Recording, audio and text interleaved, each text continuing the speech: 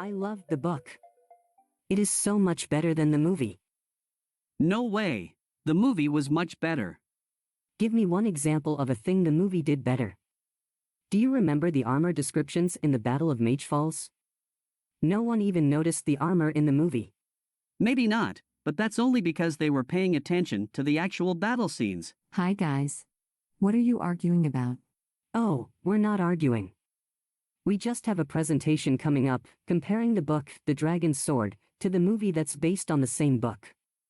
And Ethan thinks that movies are always better than books. Yeah, and Nick thinks books are always better. I can tell that you both have strong opinions, but you should try to make your presentation as objective as possible. Would you like some help? Yes, thank you, Mia. Humans have always told each other stories. We started putting these stories in writing more than 5,000 years ago. But did you know that ancient people started showing their thoughts even before that? For instance, we have found cave paintings that are more than 60,000 years old. Whoa! Those are really old. Yes. So, there are different ways of telling the same story. Sometimes in writing, other times by using a visual representation, such as in drawings, or, like in modern times, in movies. There are things that books do better, and things that movies do better. So, when you compare a book and a movie, it's good to keep these similarities and differences in mind. The purpose of both a book and a movie is to create an engaging story for the reader or viewer.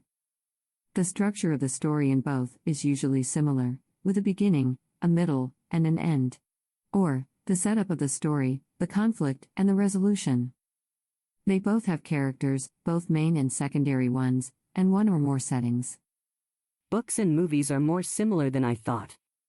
Yes, but there are differences as well.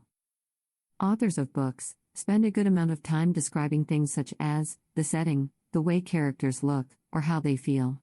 In contrast, viewers of a movie can see those things for themselves very quickly. Viewers don't have to use their imagination, like book readers do.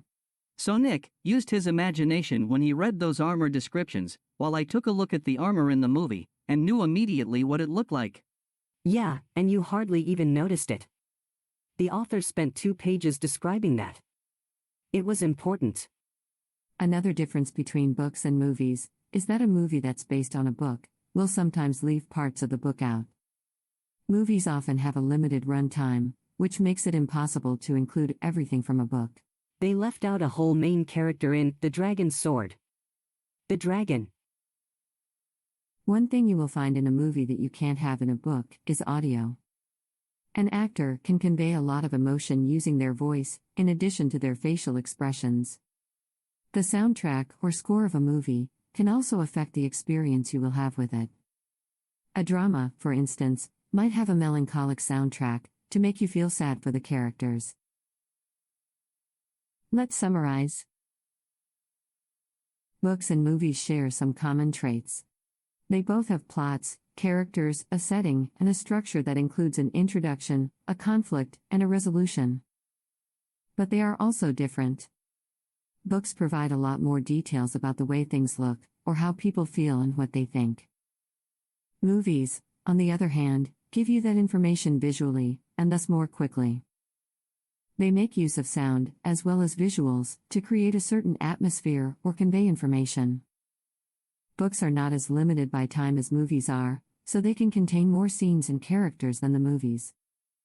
At the end of the day, it's a matter of personal preference which medium someone thinks is better, the book or the movie. Thanks, Mia.